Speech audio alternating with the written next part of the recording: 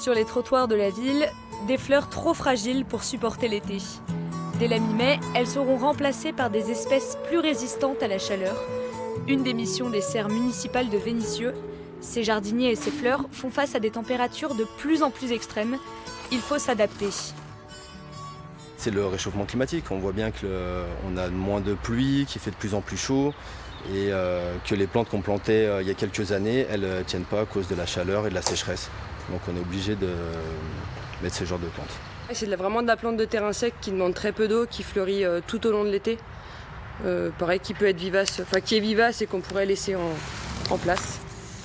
Des plantes plus coriaces et de nouvelles techniques sont mises en place, notamment pour éviter tout gaspillage d'eau. Donc voilà, ici c'est la serre où l'on installe toutes les jardinières. Elles sont mises en goutte à goutte. Ça nous permet du coup de gérer l'arrosage juste au niveau du besoin des plantes. De l'eau que l'on retrouve sous nos pieds dans des citernes de 95 mètres cubes. Cette cuve en fait nous permet, en arrêté sécheresse, d'utiliser l'eau pour arroser tous les arbres qui ont été plantés dans l'année. Une cuve pour récupérer l'eau de pluie, un arrosage moins gourmand en eau et de quoi protéger les plantes des agressions du soleil. C'est une ombrière de 300 mètres carrés.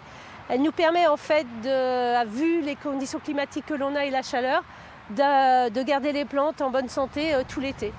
Dans ces serres, l'accent est mis sur des plantes moins gourmandes en eau. Les végétaux utilisés autrefois ne peuvent plus résister aux fortes chaleurs.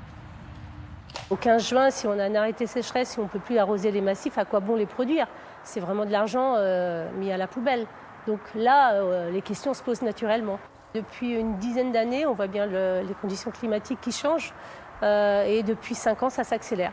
Donc on a été obligé de mettre en place des mesures comme l'orientation des végétaux, où on a ciblé sur des plantes qui demandent beaucoup moins d'eau, et puis le goutte à goutte qu'on a mis en place sur des cultures pour arroser uniquement sur chaque plante les besoins en eau. La mi-mai approche, saison des plantations. Bientôt, ces fleurs plus résistantes coloreront la ville et lui apporteront de la fraîcheur cet été.